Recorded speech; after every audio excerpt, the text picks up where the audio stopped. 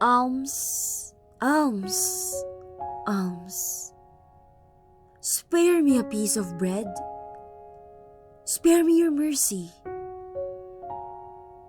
I am a child, so young, so thin, and so ragged. Why are you staring at me? With my eyes, I cannot see, but I know that you are all staring at me. Why are you whispering to one another? Why? Do you know my mother? Do you know my father? Did you know me 5 years ago? Yes, 5 years of bitterness have passed. I can still remember the vast happiness Mother and I shared with each other. We were very happy indeed.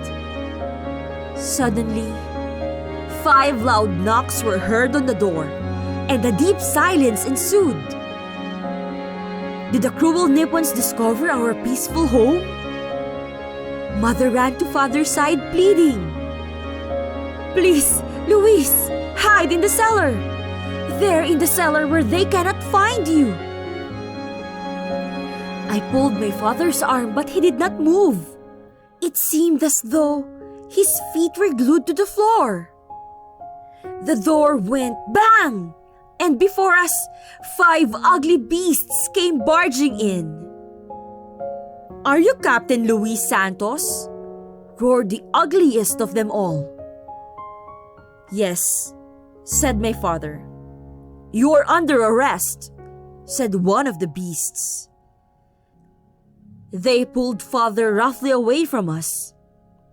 Father was not given a chance to bid us goodbye.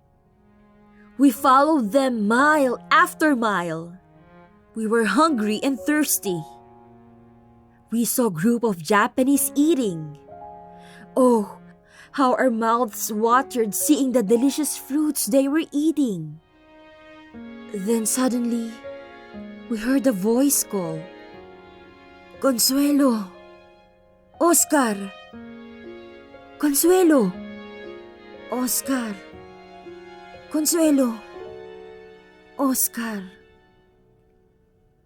We ran towards the direction of the voice, but it was too late. We saw Father hanging on a tree, dead. Oh, it was terrible. He had been badly beaten before he died. And I cried, "Vengeance! Vengeance! Vengeance!" Everything went black. The next thing I knew, I was nursing my poor, invalid mother. One day, we heard the church bell ringing.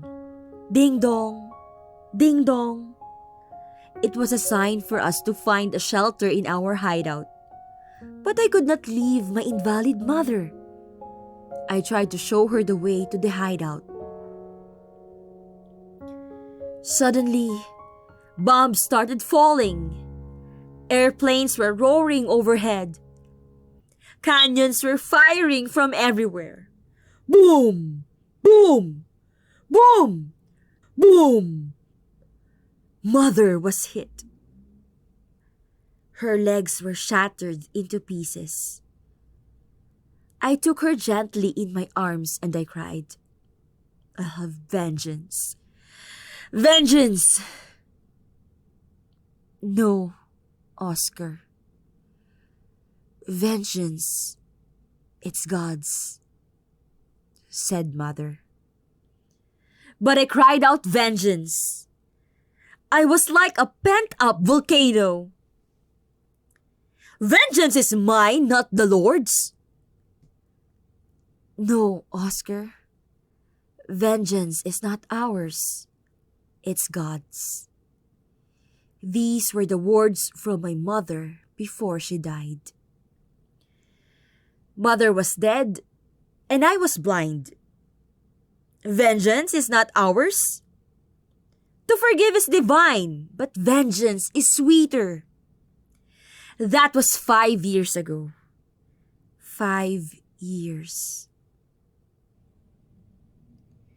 Alms, Alms, alms, spare me a piece of bread.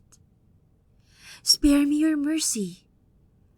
I am a child, so young, so thin, and so ragged. Vengeance is not ours, it's God's. It's God's.